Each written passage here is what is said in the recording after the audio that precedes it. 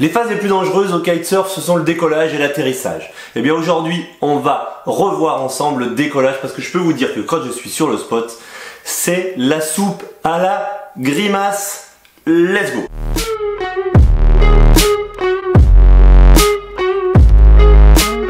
Salut Sébastien Labbé, vous êtes bien sur la chaîne Lab TV. On se retrouve aujourd'hui pour une nouvelle vidéo de la série Les clés du kitesurf et on va revoir ensemble quand se hooker, comment décoller et voilà toute cette procédure, toute cette checklist à respecter en tant que pilote. Oui, pilote, j'ai bien dit pilote, analogie avec le pilote d'avion, en tant que pilote de kitesurf. En tant que pilote, vous êtes responsable de la sécurité de votre vol, donc de la sécurité de votre session.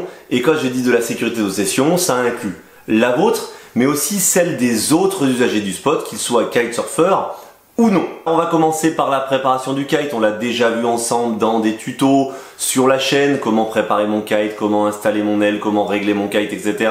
Je vous les remets en fiche juste là au-dessus. On se le revoit rapidement, je prépare mon kite, je le gonfle, je le mets face au vent, on vérifie ça avec la latte centrale. On voit que Baptiste Rodenkite qui s'est prêté au jeu revérifie avant de s'éloigner de son kite et on va ensuite dérouler ses lignes sous le vent, c'est-à-dire à l'arrière du kite. On pose ses lignes derrière le kite et on déroule en fonction de la place dont on dispose sur l'arrière totalement dans l'axe du kite ou sur l'arrière en partant sur la gauche, sur la droite. Si par exemple on a une plage plus étroite. Pour arriver au kite, vous le connaissez, on sépare ses lignes. Vu qu'on est à l'inverse, vu qu'on est à l'arrière du kite sous le vent, on va équiper son aile en prenant bien soin de poser la barre à l'envers par rapport au sens usuel de l'utilisation de la barre. Donc si le rouge est à gauche normalement quand je navigue, et bien là je vais le poser à droite pour être bien sûr d'équiper mon aile dans le bon sens. Je remonte jusqu'à mon kite en dévriant les lignes, en m'assurant que tout est parfait. Je peux connecter et je me retrouve dans une configuration sécuritaire pour décoller mon kite. Je peux donc donner mon kite à l'assistant puisque là il s'agit d'un décollage avec assistant. Pour ceux qui n'ont pas vu la vidéo d'hier, je vous remets ici la fiche pour le décollage sans assistant, ou du moins une méthode de décollage sans assistant, la méthode du corps mort. Mais là aujourd'hui donc on parle de l'assistant, donc on donne son aile à l'assistant et on retourne à sa barre. Et c'est là où vraiment j'insiste, il y a plein de choses que vous faites, alors je dis vous, voilà, vous n'êtes pas tous concernés, mais beaucoup de choses que je vois sur le spot où direct, je vais à ma barre, qu'est-ce que je fais? Je mets une main sur la barre et je commence à tripatouiller tout ça en ayant, je sais pas trop quoi faire, je commence à me hooker, bref, etc.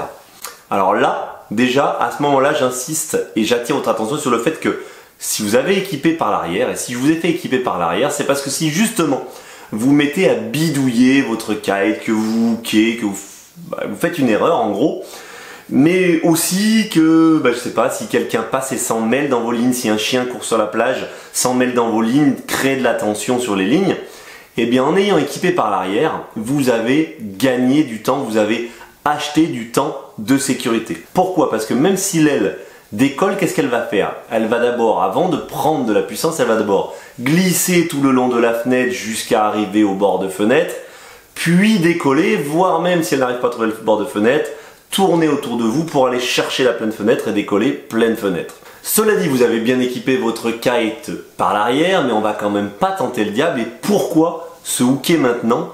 Pourquoi tenir la barre maintenant? Il n'y a aucun intérêt.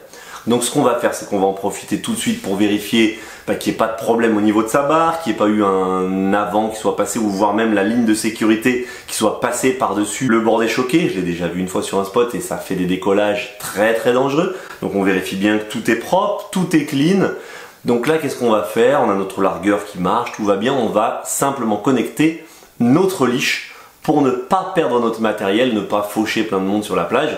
Le temps de la préparation. Là, j'insiste de nouveau, en tenant notre chicken loop à la main, donc en tenant l'anneau à la main, on va se déplacer en direction, on va aller chercher le bord de fenêtre. Donc pour ça, on va marcher en direction du kite pour aller chercher à peu près une perpendiculaire au vent. Quand j'insiste sur le fait de tenir le chicken loop, c'est quelque chose qui est dû à des réflexes naturels. Souvent, je vous vois, vous tripotez la barre, vous mettez quand même une main sur la barre, une main sur le chicken.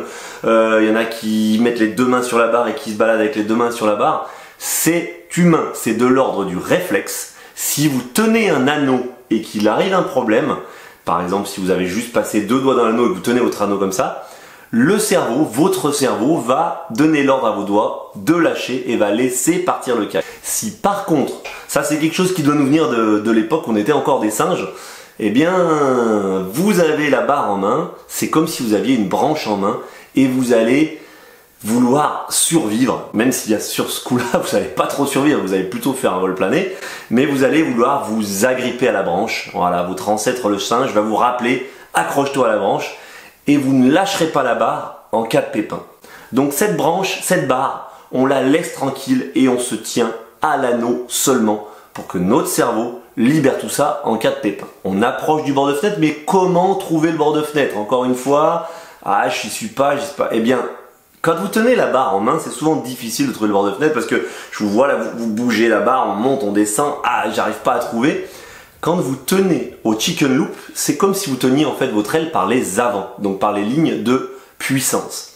Eh bien, au moment où vous allez entrer en bord de fenêtre, au moment où vous allez être à la bonne position pour décoller, le kite, vous entendez un clac et il se gonfle d'un coup. Alors qu'il se fasseyait dans les mains de l'assistant, il avait du mal à se mettre en place. Mais au moment où vous passez ce bord de fenêtre, vous êtes pile au bon endroit, vous entendez le clac et le kite qui se gonfle et qui est prêt à partir. Si vous le dépassez de trop, si vous êtes un petit peu trop en avant, ça va au contraire pousser votre assistant et donc là il vous faudra vous replacer légèrement en arrière. Je reviens sur le point d'avoir équipé l'aile sous le vent, d'avoir équipé l'aile par l'arrière. Tout au long de cette manœuvre de déplacement, eh bien vous êtes safe puisque vous avez équipé l'aile par l'arrière. Si jamais l'assistant par exemple ne faisait pas son boulot, l'aile va simplement reculer dans la fenêtre, aller chercher la zone de puissance et décoller. Bon, on est donc bien placé, notre assistant n'a pas fait d'erreur, on peut à ce moment-là hooker.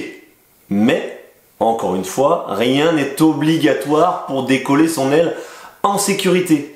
Et il est aussi possible de venir tenir, comme dans l'exercice que je proposais dans la vidéo, 3 exercices pour apprendre à se déhooker, eh bien il est possible de faire son décollage sur la base de l'exercice où on tenait main droite le chicken loop, main gauche la barre et qu'on montait en douceur notre aile à 2 heures. Je vais venir avec la main droite déhooker et je vais maintenir mon kite comme ça. Tout se passe dans mon bras droit pour ce qui est de la puissance du kite et ne me reste qu'à gérer le pilotage dans la main gauche. Ça vous permet de démarrer tranquillement le déhooker et ça va vous permettre aussi de comprendre pourquoi je vous dis de vous hooker au dernier moment au décollage. Parce que là, si par exemple je considère que je suis en train de décoller, je suis en sécurité. J'ai mes lignes qui sont déconnectées, je peux monter en douceur mon kite et maintenant que je sais que je suis en sécurité, rehooker. Soit vous hookez, vous mettez le petit tchouch pour être bien sûr que le hook ne saute pas. Vous réglez votre trim pour être avec un point de confort, un sweet spot, un sweet point. Je vous remets la vidéo, la clé du kitesurf, vous voyez qu'en fait on en parle tout le temps. Eh bien, vous faites en sorte que votre sweet spot soit au milieu de la barre, c'est-à-dire en réglage freeride. Et vous décollez donc une main sur la barre, une main vers le largueur en étant hooké. Soit vous êtes la main droite sur le boot, l'autre main ici et vous décollez à 2 heures.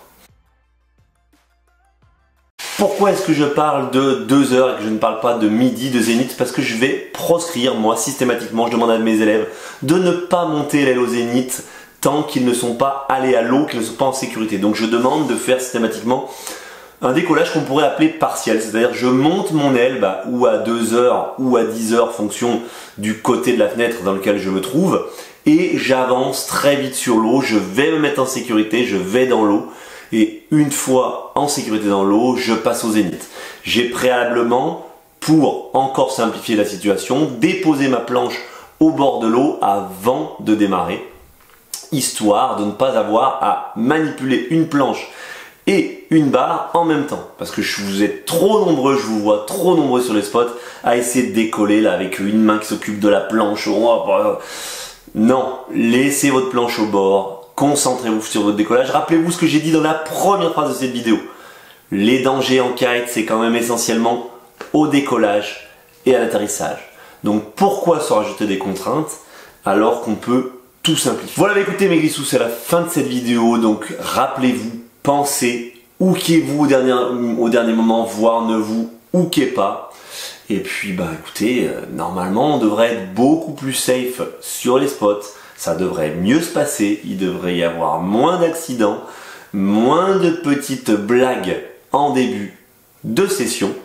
Et puis bah, on s'en portera tous mieux, hein, et nos spots, et nous, et les spectateurs qui sont venus regarder, et les spectateurs qui viennent regarder nos exploits.